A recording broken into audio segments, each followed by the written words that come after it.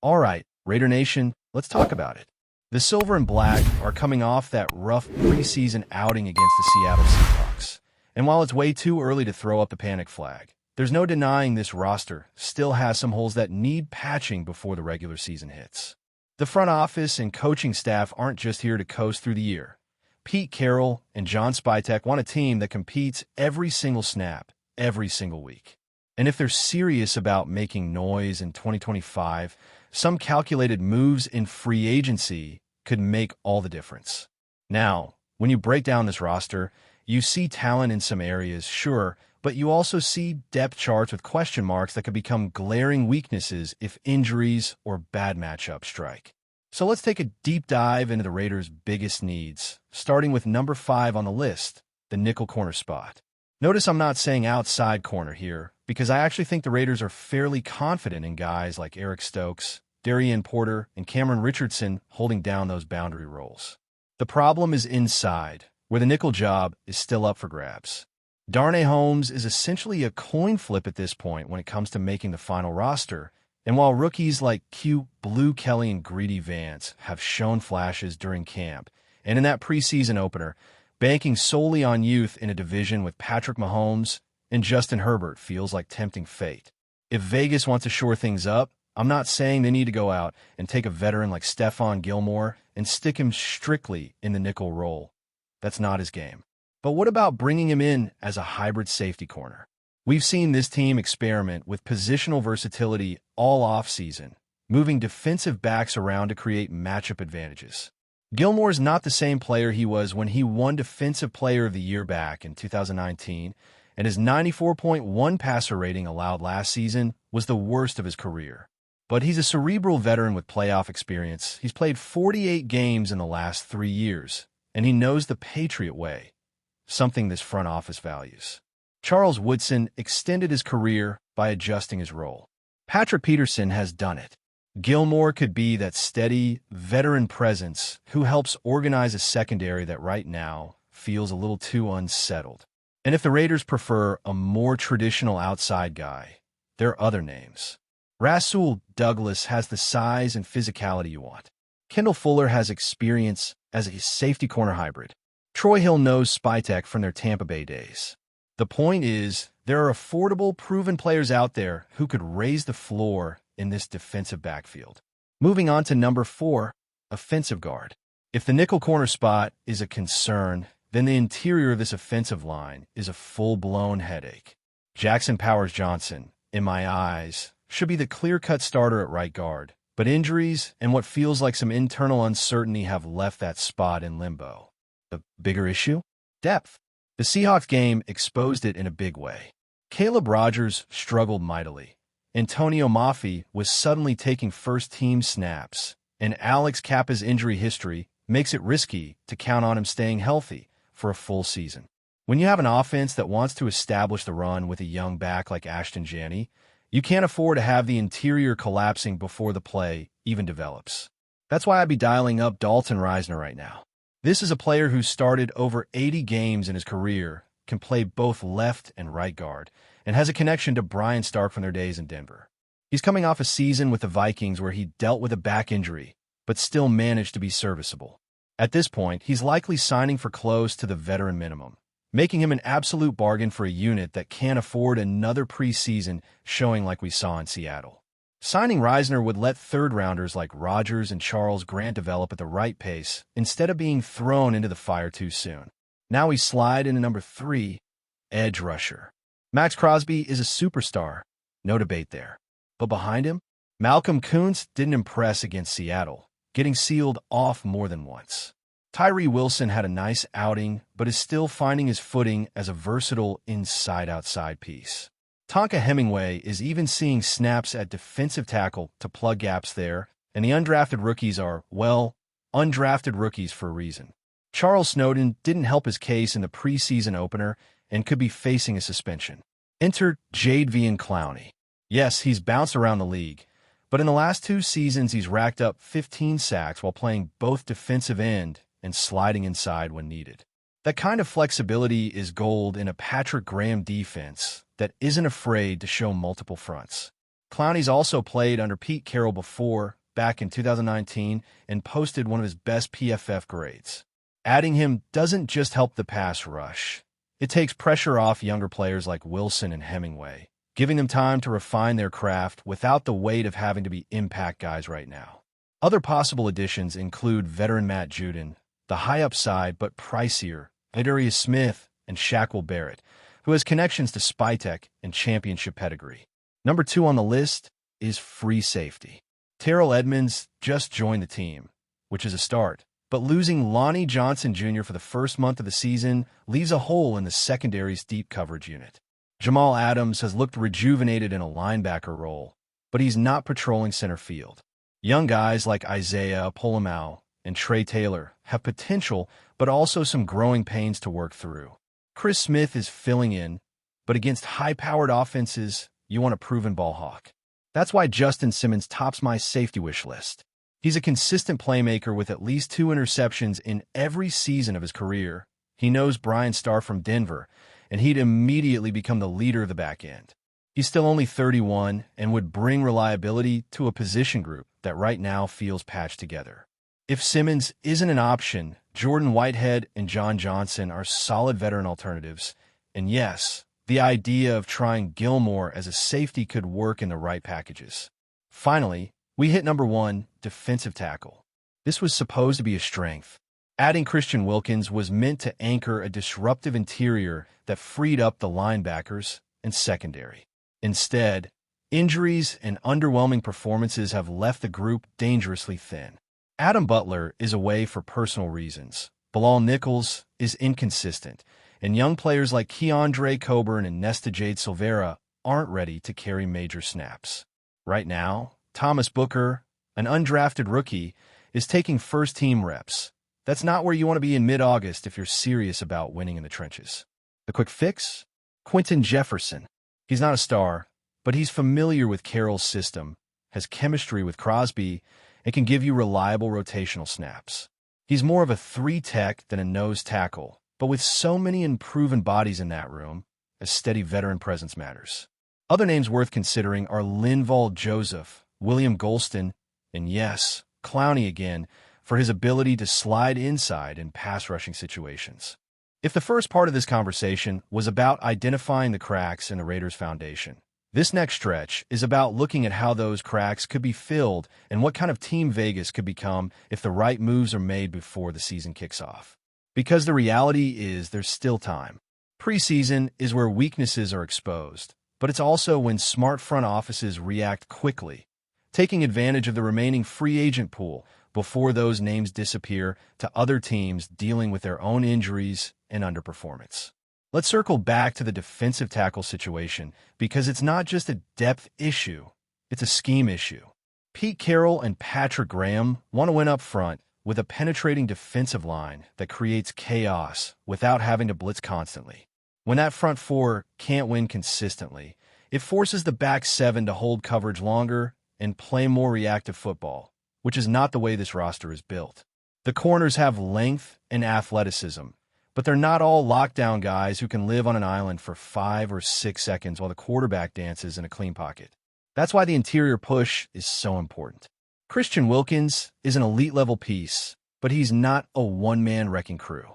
If he's double-teamed every snap and there's no complementary threat, offenses will neutralize him with ease. This is where adding someone like Clowney becomes so enticing. Even if he's primarily brought in as an edge player, his ability to kick inside on passing downs gives Graham more tools to create mismatches. Pair that with Quentin Jefferson's steady hand or a big body like Linval Joseph to soak up double teams, and suddenly the interior looks far more formidable. This also allows some of the younger players to develop without being thrown into high-leverage situations before they're ready. It's one thing to rotate in for a series against a tired offensive line. It's another to start week 1 against a fully prepared offensive unit that's schemed up ways to target your inexperience. Shifting the focus back to the secondary, the free safety spot continues to be a fascinating debate. Terrell Edmonds brings physicality, but he's not the rangy, ball-hawking presence you want patrolling deep zones. Justin Simmons checks every box: leadership, experience, range, and the ability to disguise coverages pre-snap. The Raiders under Carroll are likely to mix a lot of cover 3 and quarters coverage, which means the free safety often dictates how well the back end holds up. Simmons has thrived in those concepts before. He's the type of acquisition that doesn't just improve a position group. It elevates the entire defense's communication and confidence. If cost is the sticking point, then yes, there are other serviceable options like John Johnson, but this team is in a position where a little splurge could be justified. Then there's the guard situation, which feels like a quiet crisis. Interior offensive line play rarely gets the same spotlight as flashy skill positions, but nothing derails an offense faster than interior pressure. It kills the run game, forces quarterbacks off their spot instantly, and makes even the best play designs crumble. That's why bringing in Dalton Risner isn't just a nice idea. It's a practical one. He's a proven starter who can play both guard spots, knows the kind of physical style Carroll preaches, and has a connection to decision-makers already in the building. In a division loaded with defensive interior talent, Chris Jones in Kansas City, Sebastian Joseph Day in Denver, Morgan Fox with the Chargers, you simply can't roll into those matchups with subpar guard play and expect to win. The nickel corner question is equally critical because the league continues to lean into 3 receiver sets, and the nickel is essentially a starter in today's NFL. Leaving that spot in the hands of a young and proven player might pay off in the long term, but could also become a weekly mismatch in the short term. Stephon Gilmore, even in a hybrid role, could stabilize that position immediately. He may have lost a step in terms of pure speed, but his anticipation and football IQ are still top tier. If he can transition into a role that limits his deep speed exposure while leveraging his strengths in reading quarterbacks and breaking on routes, he could be a difference maker without needing to be the shutdown guy he once was. And let's not forget about the edge position outside of Crosby. You can have the best defensive player on one side of the field, but if offenses know the other side is inconsistent, they'll simply scheme away from your star. That's why having a Clowney or even a high-motor rotational guy like Matt Judon could be huge. Judon's versatility in standing up or putting his hand in the dirt, plus his history of producing in multiple systems, would give Graham more options in how to disguise pressure looks. Zadarius Smith might cost more, but if healthy, he brings relentless energy and production. In a division where the quarterback play is elite, pass rush depth is not a luxury. It's a necessity. One thing the Raiders need to be careful about is over-relying on scheme to cover for personnel shortcomings. Carroll and Graham are both excellent defensive minds, but at some point, talent wins. You can't blitz on every passing down and expect not to get burned, and you can't sit back in zone all day without a front four that can generate heat. That's why the blend of veteran free agent signings and continued development of young players is the formula that makes the most sense here. On offense, the guard position ties directly into protecting the quarterback and opening up lanes for the run game. With an interior that struggles, you can't even fully evaluate what you have in your young backfield. It's not just about protection, it's about trust. The quarterback needs to feel comfortable stepping up in the pocket, and the running backs need to see consistent holes develop rather than fighting through contact the moment they take the handoff. Risner provides that stability, and at his likely price point, it's almost negligent not to make the call. Depth is the recurring theme across these needs. It's not that the Raiders lack starters who can compete. It's that one injury at certain spots could turn a position group from solid to liability in a single afternoon. That's where the best teams separate themselves. They have reinforcements ready to go, and the drop-off from starter to backup isn't catastrophic.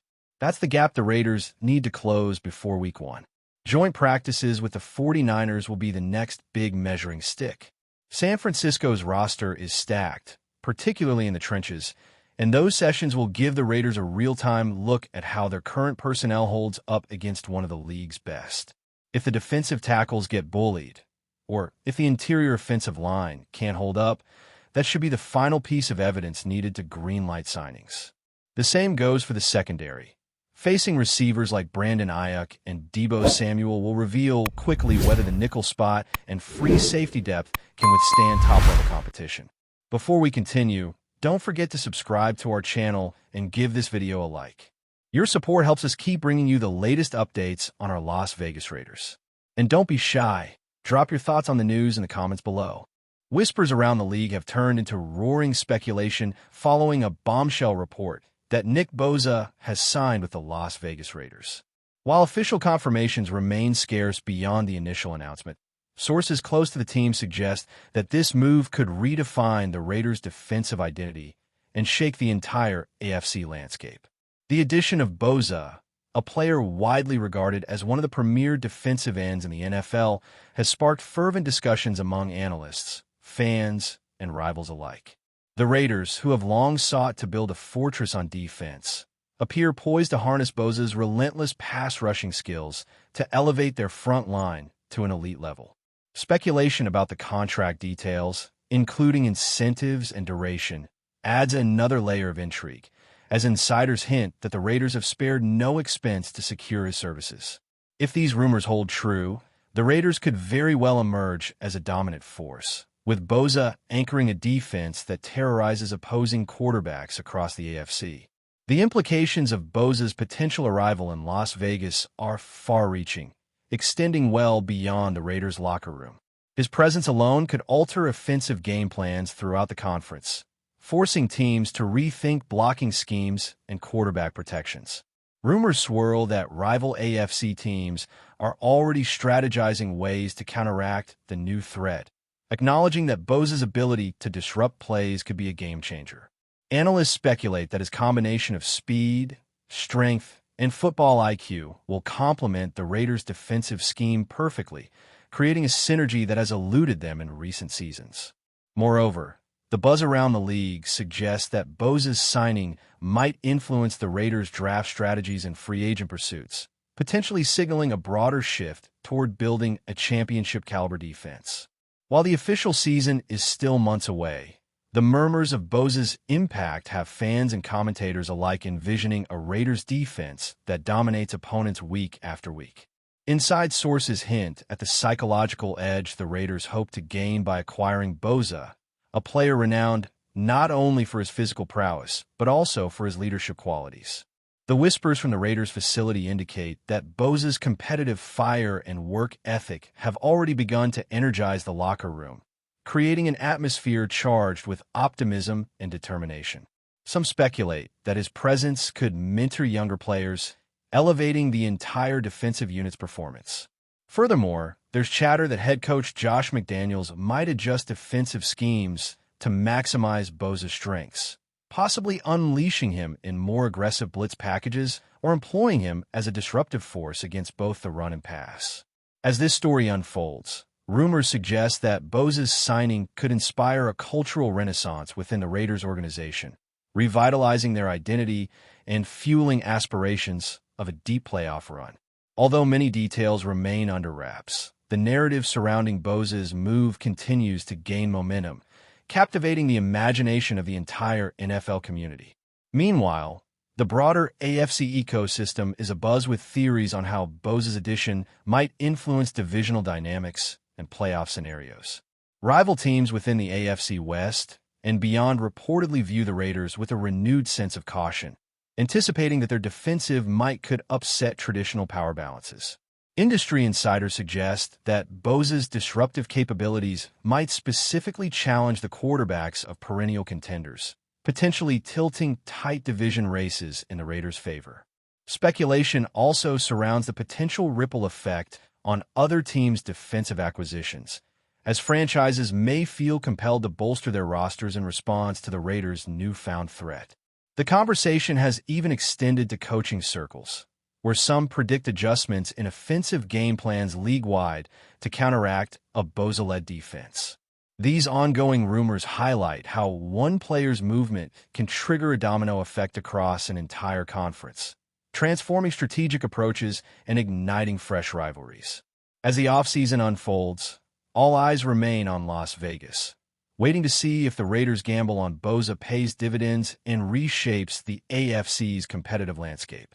Amidst the swirling rumors and mounting excitement, questions linger about how Bosa's integration will translate on the field once the season commences. Skeptics wonder if the Raiders' supporting cast can complement his talents sufficiently to unleash his full potential, or if adjustments will be needed before the team can truly dominate. Meanwhile, supporters argue that Bosa's signing represents a bold statement of intent, signaling the Raiders' readiness to compete at the highest level. The chatter among pundits includes debates on how Bosa will mesh with other defensive stars and whether his presence alone can ignite a sustained run of success. Additionally, speculation grows regarding the impact on team morale and fan engagement, with many predicting a surge in enthusiasm and ticket sales fueled by the prospect of witnessing a defense led by one of the game's most feared pass rushers. As the rumor mill churns and anticipation builds, the narrative of Nick Bosa joining the Raiders remains one of the most compelling storylines in the NFL, promising drama, dominance, and perhaps a new era in the AFC. That's it for this update. If you enjoyed the video and want to stay updated with exclusive news about our Las Vegas Raiders, be sure to subscribe to our channel and hit that like button. We can't wait to hear your thoughts in the comments. See you in the next video.